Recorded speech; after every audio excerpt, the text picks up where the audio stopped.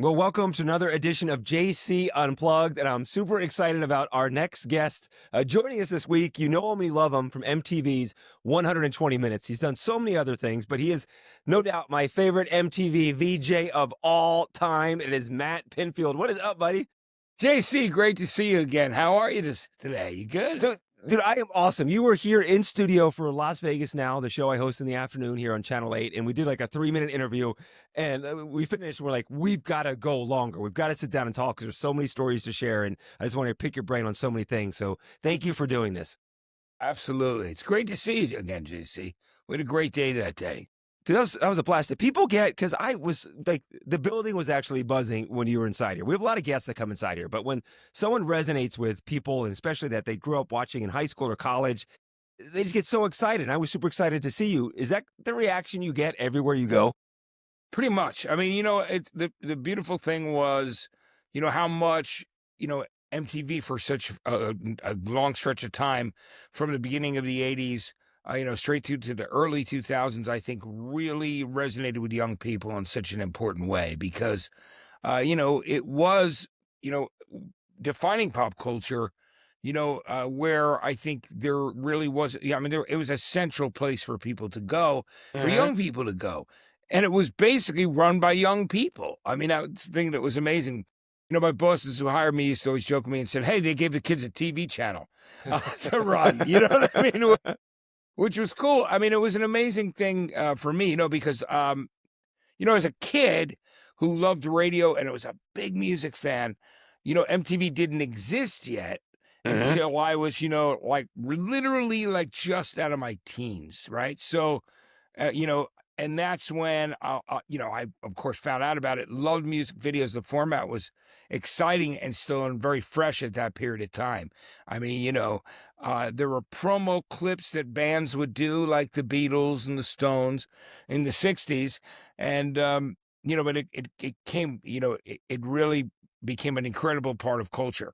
And as you might know from the history of MTV, at first, all the videos that were coming over, a lot of them were from the UK because they were so used to making video clips of music to export, to other parts of the world.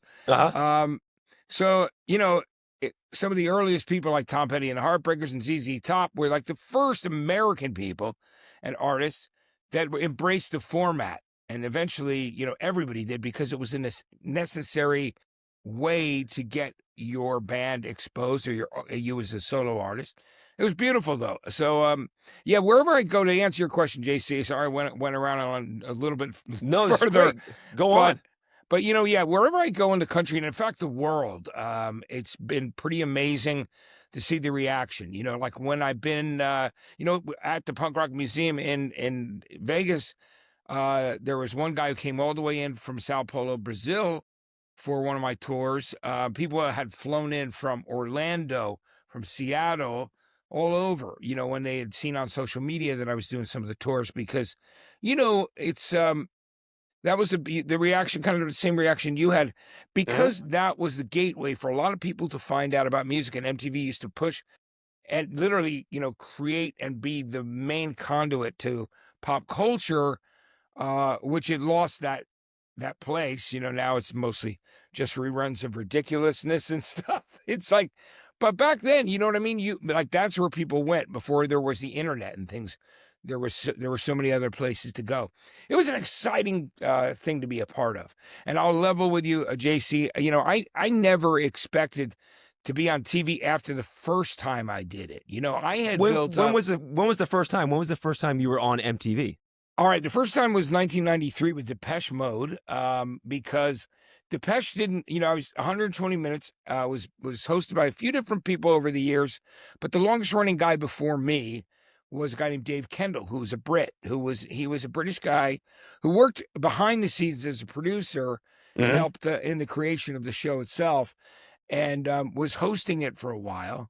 And then, rumor had it, because Dave did a good job, but I think the thing was they used to let people smoke in their offices. This is a crazy story. In the MTV building there in New York City, and I heard a rumor. I don't know how true this is, that he accidentally put his ashes from cigarettes in a garbage can and started a fire in his office. And that might be why he exited his role as the host of the show. I've seen him since then. They brought me and him back on TV for the very last episode of 120 Minutes, where we used to interview people on the road cases, the touring cases. They put me and him in the guest spot, No kidding. as the longest running host. And that was an incredible thing. And it's funny, JC, I'm not a very tall guy, right? So my legs were dangling on that case. And I used to sit on the other one opposite the artist, right? And my legs never touched the ground. But hey, what are you gonna do? How tall are you? I'm 5'6.5", almost 5'7". I really like watching you grow. Like I thought you were like 6'2". I never knew. Everybody did. I thought you were like this massive man, and then I know, because I didn't know. I know. Well, I mean, I've certainly lost a lot of weight since that period, right? Yeah. Yes. But it was intentional. But I always look bigger on television, and I always laugh at that. It reminded me of like this '70s film with Burt Reynolds, the original Longest Yard, where they always said, people would say, "Oh, I always thought you were taller." And that's very much, my situation, right? Because, but especially after, I lost weight. But yeah, it was one of those situations where, I never expected to be on TV again. I was a radio guy. I loved radio growing up. But I loved television, and I loved MTV. Mm-hmm. So when I got the opportunity to fill in, it was because I had been on one of the first 13 alternative radio stations in the country. So, at this point, I'd been doing rock radio and then an alternative radio, and that, because of all the things that were happening when Nirvana blew up and a bunch of other folks. It's funny too. I was there when I was with Nirvana for some pretty incredible moments, but I will say, it really, that explosion of alternative music opened the door. So they'd put on, a short, heavy set guy who was a big music fan on TV. And it was an experiment for them. I mean, where they were taking a risk, and their approval rating for the stuff I was doing was off the charts, and the ratings too. So they were very, very surprised.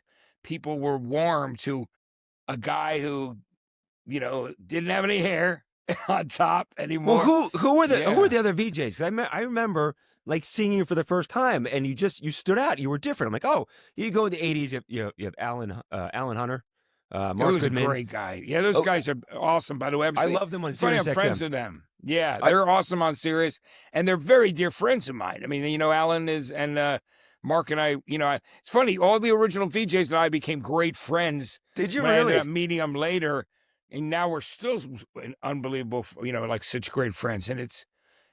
And I think it's because we, it's one of those things where I always looked up to those guys doing their thing. And, I remember when Alan Hunter came on, came back, they did a thing called 12 Angry VJs, because they had the show for a while. And Ananda Lewis, who sadly, she just passed away recently of cancer. But, she hosted a show called 12 Angry Viewers, and they would bring viewers on, and they would actually, do reviews of videos. They'd sit around a room. Okay. And it was a cool MTV show that was on for a while. And then they did special editions of it. So one was 12 Angry VJs, and they brought back all the old VJs, and I met them there.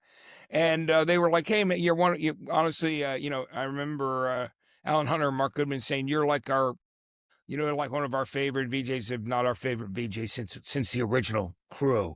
And I thought that I was so flattered to hear that. And, it was a beautiful thing. And then it started a long-term friendship with those guys. Speaking of that 12 Angry Viewers thing, I wanted to tell you this, JC. My mom and dad, my mom recently passed away a few weeks ago at 93. Oh my God, I'm so sorry. I didn't know that. Yeah, but but I mean, it's a cycle of life. It was very, she lived in 93. Easy. She had a long, it was a tough one on me, of course, and my children. But I loved her and my dad, who passed a good 18 years before. And they were both on MTV. They actually flew my parents in for, speaking of this 12 Angry VJs thing, for 12 Angry Mothers and Fathers, which is pretty funny because, my dad's on there with Anthony Kiedis of the Red Hot Chili Peppers' dad. My mom's on there with Ananda's dad. with Biggie's mom, P. Diddy's mom, Busta Rhymes' mom. Yeah, my mom's not there with all these hip hop and Carson Daly's mom, and we're like, but it was there was a real camaraderie, which was cool, I think, because we all knew we had this incredible job that we loved. And I came from a background, JC, of being a music programming guy because of my love and deep knowledge of music. I Mhm. had been running. I started working part-time in '84 at this radio station in New Jersey, on the Jersey Shore. And then by the beginning of the '90s, I was actually running it, so I was music director. And then I won 2 national awards. I won Music Director of the Year for the U.S.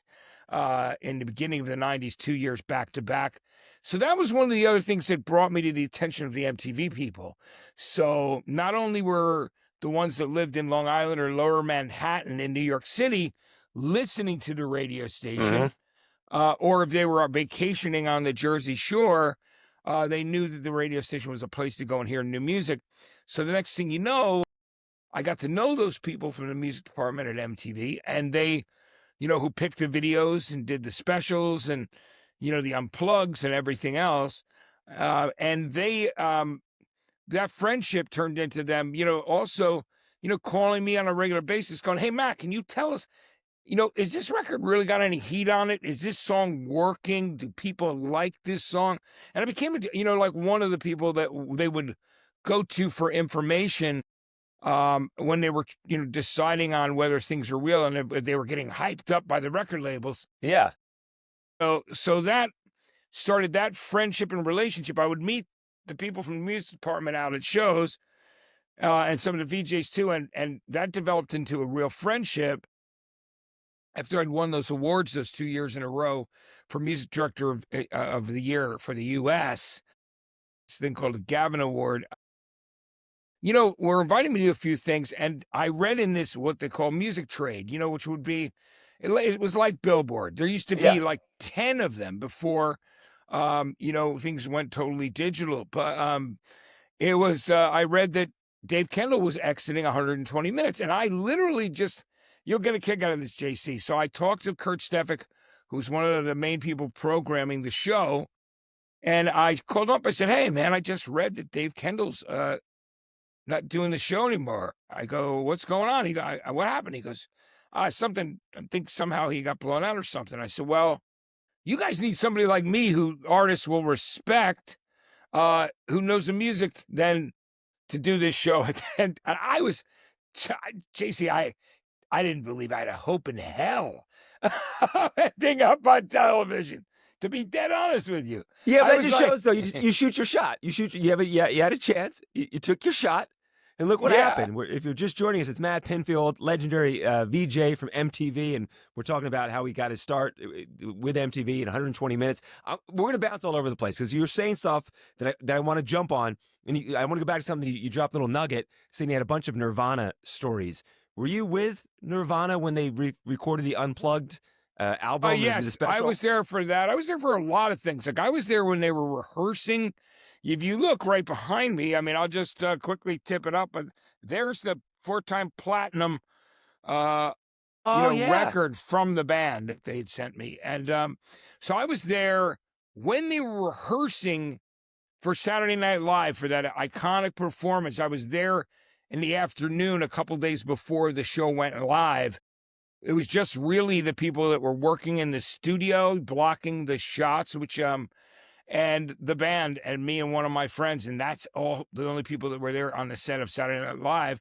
In the afternoon, a couple days early, there was also a time when Nirvana came into MTV, and I wasn't working there full time yet. I was still running the radio station, but about to make that move shortly after. And I was there. There's video that exists where you see me standing up over the band, when they first came into MTV to do songs from Nevermind, because I was invited to come.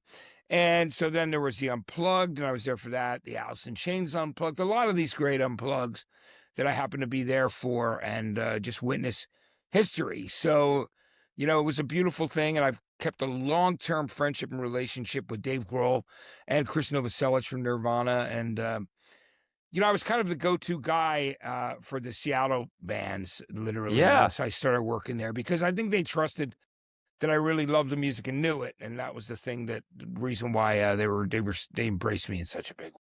Were you at the VMAs when the Nirvana, the guitarist, his name again?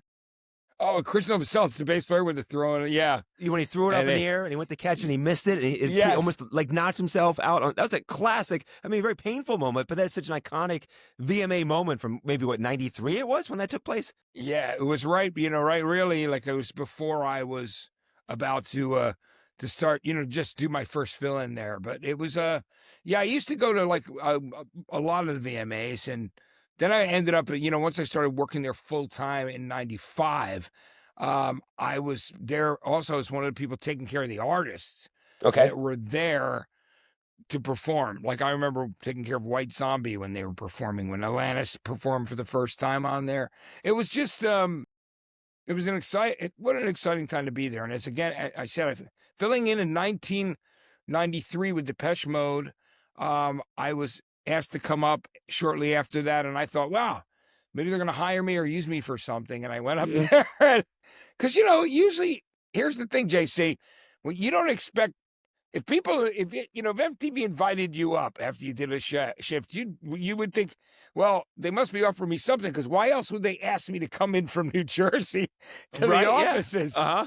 So I get there, and they basically say to me, "We thought you were great, but we're gonna give this show to Louis Largent, who Louis was my friend and used to be the music director like at K-Rock in L.A. and was vice president of music there, who was my friend also." And I said. And they said, so we're going to use you as a backup. And, and I thought, I took that at first, of course, my heart sunk, because I was like, well, they brought me all the way up here. And I remember I didn't have any time to like grieve or feel bad about it, because I had to go do an interview for Geffen Records for an artist who was there from Scotland to produce this CD, interview CD for them. So I just left the MTV offices and walked up the street. Although my heart sunk, little did I know, that within a few months I would get a phone call to join the music department, which was an incredible job to have, where you were one of the 10 people who picked the music for the channel. You sat there and, so I got hired to be the manager of music programming. So Wow. I was one of the 10 people that picked the music, and every week we'd get about 50 videos, and, we would decide which ones were on, Headbangers, MTV Raps, 120 Minutes, what would be in the, night rotation, pop rotation during the day. So I was one of the 10 people that did that and picked that. So they made me a part of that.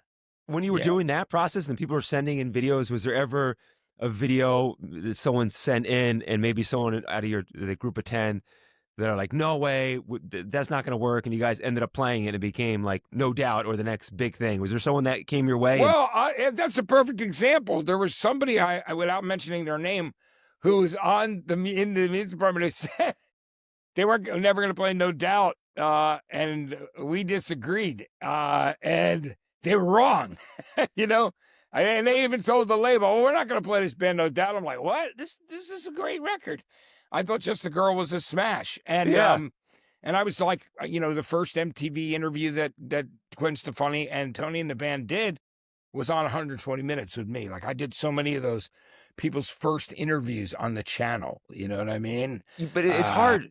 It's hard to put your finger on the pulse of these new artists, because I did radio for a long time, and I did radio in Washington, D.C. for a brief stint, and we got a lot of new artists because we were a top 10 market. And I remember it was like the night before, our PD called and said, hey, we're going to bring by this new artist. Her song hasn't even hit yet. Can you guys do an interview with her after the show? We're like, sure. We're like, what's her name? It was like Avril Lavigne.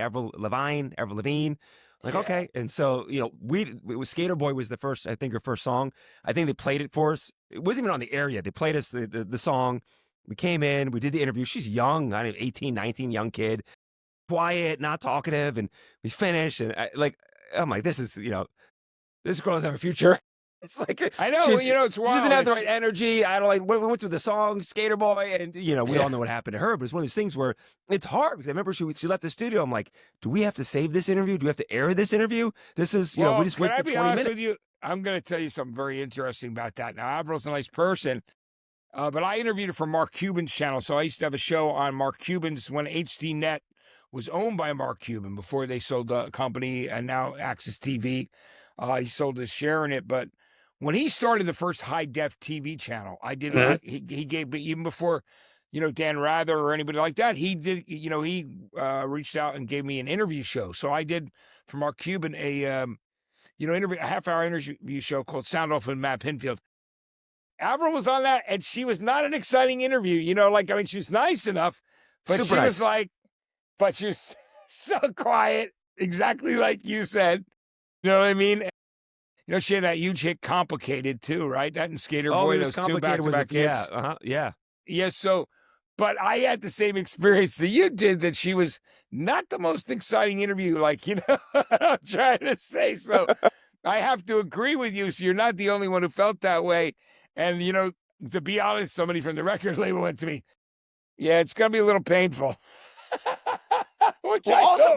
Here's my, and we did many things after. We did many things, many radio shows. There's always a comedy, but I also feel like the record label misportrays some of their artists. I'll never forget, still in DC, maybe 2 years after that interview, and she was sold out some venue there. We're doing a meet and greet before, and the record label comes in and says, do not shake Avril's hand. Don't shake her hand. I'm like, okay. They're telling them, don't shake her hand. She doesn't want to be touched. I'm like, okay. She walks in as sweet as can be. Hi, guys. Hey, I'm Avril. Puts her hand out. I'm like, nope. I was told that. Like, what do you do? Like, the label said, don't shake her hand. Now you want me to shake your hand? Oh, and so I feel like the label kind of sometimes sets artists up for awkward situations. Yeah, and I also think, Reich, maybe one day she said she didn't feel like shaking people's hands, and then, they take that as, you never want to shake hands again. Yeah, exactly, yeah. You know what I mean? So, but it's wild. I mean, no, you hear these stories, and I'm sure you've heard them, too, from people where people are on tour with opening for another artist who's bigger, and the mandate comes down, don't look them straight in the eye. Yeah. All that crazy stuff. And I just think, man, God, if you get to that point, that's a rough place to be. When was it for you? It's Matt Pinfield, legendary VJ from MTV, joining us here on JC Unplugged. When was it for you? So you get the gig. At what point? Do you remember the first time you're walking down the street in New York City and someone's like, yes, oh my God, it's Matt Pinfield. What was that like? Well, especially because I had been on the radio in New Jersey. And so I had, a big following locally in New Jersey. I was on the radio on the Jersey Shore, on one of the first really big alternative rock stations in the country, even though, it was a medium-sized market. And then I was DJing in nightclubs for years, like 13 years I spun in dance clubs, spinning, alternative dance music. So the thing was that one day I'm coming down in Times Square, down the giant escalators at 1515 Broadway, which was, the building with MTV and VH1 and everything else. It was it was because they owned two buildings, and the Paramount building was in 1633. So I ended up having offices in 3 different buildings in Times Square at the different times I worked for MTV, for the company. But I got to say, the first time, JC, I'm turning a corner. I come down outside on Times Square, and this couple stops me and they go, hey, Matt Pinfield, how you doing? I'm like, hey, guys, how are you? I said, sir, but I basically said to them at this point, I literally said, hey, how you guys doing? How's everything back in Jersey? They're like, Jersey? They go, we're from Tennessee. I was like, that's when I realized, oh, wait a minute. There's something happening here. At this point, I was really, just on at night. And then but what MTV did, like I said, they had done a bunch of research, and they, were testing, and they said to me, look, we're going to put you on all the time. They said, because people are really reacting to the fact that you're very relatable. Yes. And I always said, I reminded people of their brother or sister or their friend in school, like a regular guy, and so that was cool. And I embraced that, and it was a beautiful situation. But man, I'll tell you, it was wild, because even now, like I said, when I was in Vegas doing the tours, giving the tours of the Punk Rock Museum, guy flew in from Sao Paulo, Brazil, because my interviews and my shows used to be on in Brazil.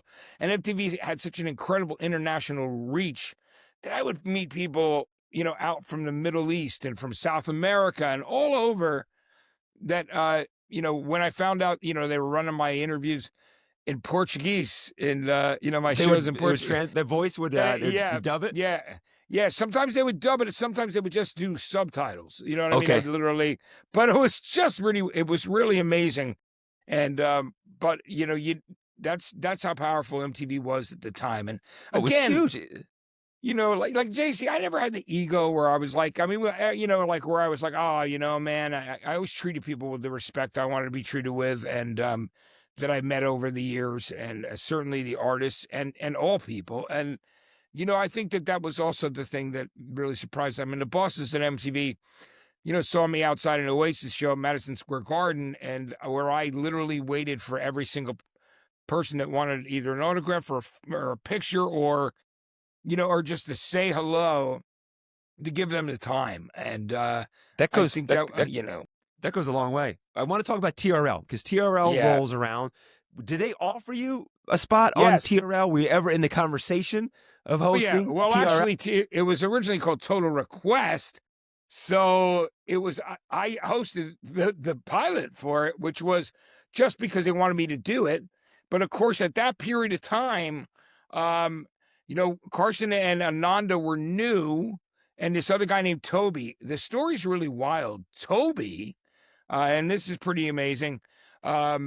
Toby ended up, he was the guy who was supposed to be the host of MTV Live, and he was a Brit that the company brought in who had been on MTV Toby? Europe. I'm gonna look him up. Okay, go on. But anyway, he ended up going back to England because he pissed the bosses off in a big way. Because one day he showed up with no hair, and they're like, "We already got a bald guy. You're no," but you know what I mean. But it was because he was like, he was a good-looking blonde dude, and he was, he just kept butting heads with the bosses. So they liked Carson, and Carson ended up moving into that spot of MTV Live, which is not always people. This history of TRL and everything, this stuff never comes up, but this is the truth.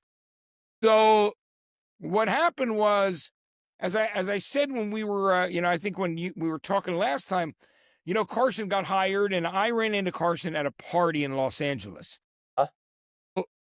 He used to be on K-Rock in Los Angeles. He was the night DJ. He invited me to a party. His girlfriend was the daughter of one of the guys in the 60s band, the Grassroots, and Warren Entner, who went on to manage Motley Crue, Rage Against the Machine, all these people. This was his daughter. She was really nice, Jessica Entner, and I met her through Carson, and then he and I became friends because he came up to me at the Universal Amphitheater and said, "I love 120 Minutes. Hey, man, I love, and he goes, "Do you want to come to this barbecue?" And of course, LA weather is certainly better than New Jersey weather in the winter. Yep. So it was like, I was like, and I'm here. I'm like, yeah, man, he was such a nice dude. I was like, oh, yeah, I'll come. So I will never forget Carson sitting on a couch next to me at his girlfriend's house and saying to me, "Hey, Matt, my mom's in TV in Palm Springs. I'm thinking about getting into TV myself. I was on KOME, and then, he was talking about the different stations that he was on before K-Rock. And he basically said, what do you think?" And I said to him, I said, "Listen, Carson, I'm going to give you this phone number of this guy, Rod Asa." And Rod ended up going on. He started kind of as a guy who was one of the people taking care of the VJs and went on to co-produce and work on the Osbourne show. Because there was always a place to move up at MTV in those days. It was a great place for young people to start. A lot of people, of course, you never went there because you were going to get rich, but it was an amazing place to start your career. Not like, hey, I came from small market radio, so I wasn't even thinking on those terms anyway. But so Carson called up Rod Asa, and because I said to Carson, I said, "You know what, man? If you're on at night, you could always shoot the MTV Beach House in Malibu during the day." I just happened to we had that conversation. He eventually got in touch with Rod Asa, and then he left K-Rock, moved to New York. And when he moved to New York, I was like his only friend there. Carson, I would hang out with Carson, go to dinner with friends. And then, he of course, his mom came out to town and met my mom when she was up there. But his mom was lovely. She passed away, as mine did. But, Carson was a great guy, and he was awesome. And and then the guy Toby was doing that show, but like I said, he kept it was called MTV Live before it was TRL. Okay. But TRL was, the idea was there was going to be a thing where people requested and voted on it. And it was going to be like phone calls or emails when emails were first starting, right? Mhm. So, in fact, I did the first ever MTV online show when it was all text, and it was called Take It to the Mat, which was basically Stump Mat. So people would just, for an hour, throw like trivia questions at me, and I'd just sit there in the Really? hot seat. Yeah, that's Uh-huh. exactly what it was for MTV.com when the internet was new, like Yeah, it really was, in its yeah, like infancy, the chat rooms and everything else. Yeah, absolutely. Yeah, so that's what happened, and but yeah, so Carson ended up. Toby was supposed to do MTV Live, and then Carson moved into it, and it worked out so greatly for Carson, and he became the face of TRL, and was hosting that. He's a perfect guy for it, and yeah, like when it was funny too, because when I did the pilot for Total Request, which wasn't called Total Request Live yet, because MTV Live came after, and then but the deal was, it was like funny because Tony DeSanto, who Carson and I were both at his wedding, Uh-huh. Tony was like, he said in the conference rooms, he goes, "Well, Matt is kind of Matt's the rock and the alternative and rock guy. That's his wheelhouse, even though he knows pop and all that other stuff and programmed the channel. We should have somebody else doing it. It was going to be Toby, and then Carson ended up doing it, and it became the thing that it skyrocketed for Carson's career, which was great. So it's like, Yeah. and we've stayed friends over the years, and I'm just very proud of all the stuff that he's done, whether it's The Voice or NBC or the Today Show. Just So crushing it. yeah, I mean he's unbelievable, and he's again hardworking guy who's always there, always showed up, and it was the perfect marriage of MTV and what was happening, and a place for people to go in the afternoon when they were teenagers, and But that's how it was. I mean, I'll keep saying this, but that was for me in the 90s. Like, it's funny because I remember we didn't have cable television, but my grandmother did. And so we go to visit my grandmother's house in the 80s, and my uncles still lived there. They were young and stuff, and they'd always have MTV on. So in the 80s, it was like, cool, go to grandmom's house and watch MTV. And I remember when Kiss took off their makeup. I remember the rock and wrestling stuff with Hulk Hogan and Cyndi Lauper. I remember all that stuff, but it wasn't until like 91 my parents got cable TV in our house, and that's when we could watch MTV all the time, and that's all we did. And I would come home from school or work or college class, and I would just turn it on, and you guys were, and like the backdrop of my high school, college years. You guys were just there. You have have a bad day at school or just bad day, being a teen or something, and come home and turn it on. You guys were there. You were our friends. You comforted us. It's such a cool thing.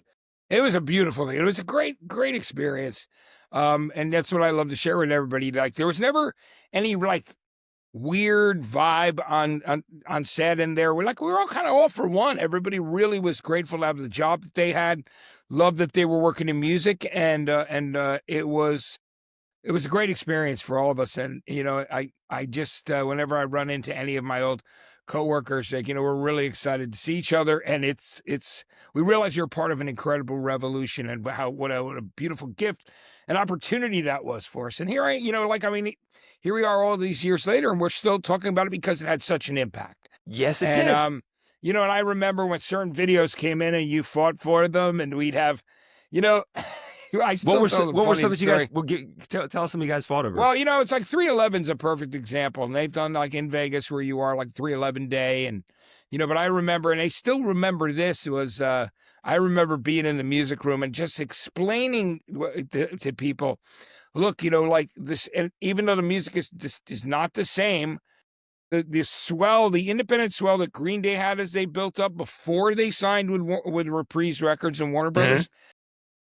311 had that same kind of swell going for like their style of music and what they were doing. I knew that from radio, from when they put out their first album, because they would come through even though they were from Omaha, and in markets where they got played on the radio, like Asbury Park in New Jersey and Atlanta, they'd be packing a place out. You know what I mean? I mean, literally, 800 to 1,000 people would come to their shows when they were starting. I just remember being in a music meeting and somebody going, I go, listen, I'm telling you, this band 311, they were real groundswell, and we should give them a break and let them give them a buzz clip. I remember my friend in the music department going, "What are you on drugs?" I said, "Not today, my friend, but you know what I mean." I was just like, I was laughing so hard, everybody in the room was laughing, and my boss, Andy, should have looked at me and said, "Hey, we're making that a buzz clip, and we're adding that into heavy rotation now on Matt's Passion alone." And then 311. It completely changed their, you know, and it happened with a lot of bands. You know, we all fought for certain bands, and I fought for a lot of artists, solo artists, you know, and then if we all loved this. Who picked the videos for Beavis and Butthead? Because I felt, and it sounds silly saying this, but well, those guys, Beavis and Butthead, I felt like they broke a lot of bands too. They did, and that was, believe it or not, Mike Judge, because Mike is a very, very brilliant guy, and you know he made one of my favorite cartoon series called Tales from the Tour Bus, which is a really wild thing that was through Cinemax and you know the HBO market for a while, and they were so incredibly wild. These cartoons they did one whole season about country artists, you know, and one whole season about funk artists. Oh man, they were wild. But yeah, Mike Judge was just a brilliant guy, and it's like that. He actually they picked the videos for that.